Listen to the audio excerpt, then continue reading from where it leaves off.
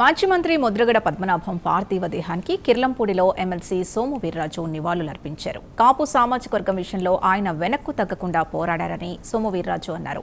పేదల అభ్యున్నతి కోసం ముద్రగడ ఎంతో కృషి చేశారని తెలిపారు. ఇందుకోసం పదవుల్ని సైతం తృణప్రాయంగా వదిలేశారన్నారు. వారు చేరి మంత్రి అయ్యి ఎక్సైజ్ మినిస్టర్గా ఉండి ట్రాన్స్పోర్ట్ మినిస్టర్గా ఉండి చిన్న విషయం మీద ఆవేళ ఆనాటి ప్రధానాయకుడిని వారి అభిప్రాయాన్ని కూడా ఆయన లెక్క చేయలేదు. మంత్రికి రాజీనామా చేశారు. ఎవరి మధ్యవర్తిత్వాన్ని కూడా ఆయన అంగీకరించలేదు. హెలికాప్టర్లు వచ్చిన ఇంటికి కానీ ఆయన తిరస్కరించారు.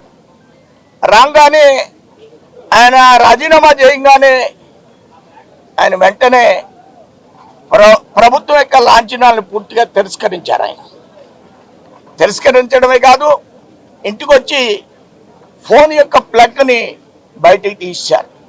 అంటే ఎవరు ఏది అడిగినా ఒక నిర్ణయం తీసుకున్న తర్వాత ఆయన తిరుగుండనటువంటి నాయకుడు. ఒక నిజమైన సత్యాన్ని మీ అందరి ముందు నేను పెట్టదలుచుకున్నా.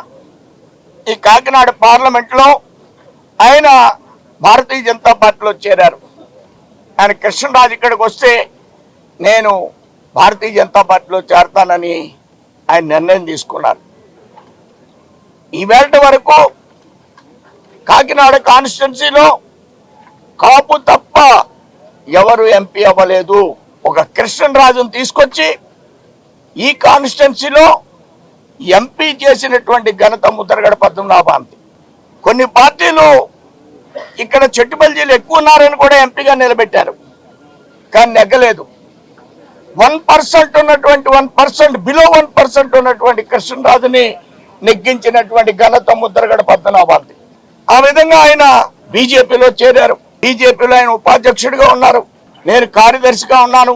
కానీ బీజేపీలో ఆయనకి సర్దుబాటుతనం లేని మూలంగా బీజేపీలో ఎంపీగా నేను వచ్చి మీరు బీజేపీలో ఎంపీగా పోటీ చేయండి, మీరు కేంద్ర మంత్రి అవుతారు, మీరు ఆ తర్వాత రాష్ట్ర బీజేపీ అధ్యక్షుడు అవడానికి కూడా అవకాశం ఉంది, తర్వాత రాష్ట్రానికి నేతగా మీరు అవకాశం ఉందని వారికి నేనే స్వయంగా వచ్చి విద్యాసాగర్ గారు ఆవేళ మంత్రి, ఆయన బీజేపీ అధ్యక్షుడిగా ఉన్నారు, ఆయన వచ్చి చెప్పమంటే నేను ఈ విషయాన్ని చెప్పాను.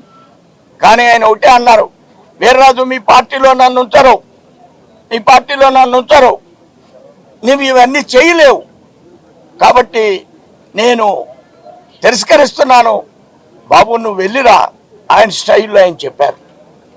అంటే ఆయన నిజంగా వేళ 99లో ఎంపీగా పోటీ చేస్తే భారతీయ జనతా పార్టీ తరఫున మేము రాజమండ్రి సీట్లో సత్యనారాయణరావు గారిని తీసుకునే వాళ్ళం కాదు, కృష్ణరాజు గారిని మేము నరసాపురం పంపించాం, ఈయన ఇక్కడి నుంచి బీజేపీ ఎంపీగా పోటీ చేయించి ఈయన మంత్రిగా చేయాలి మేము. అది ఆయన అంగీకరించలేదు. కాబట్టి సత్యనారాయణరావు గారిని పోటీ చేసి ఆయన మంత్రి చేశాం. ఈ విధంగా ఆయన నిజంగా బీజేపీలోకి వస్తే, బీజేపీలో ఎంపీగా పోటీ చేస్తే, ఆయన కేంద్ర మంత్రి అయితే ఈ రాష్ట్ర రాజకీయాలు దిశ దశ వేరేగా ఉండేవి.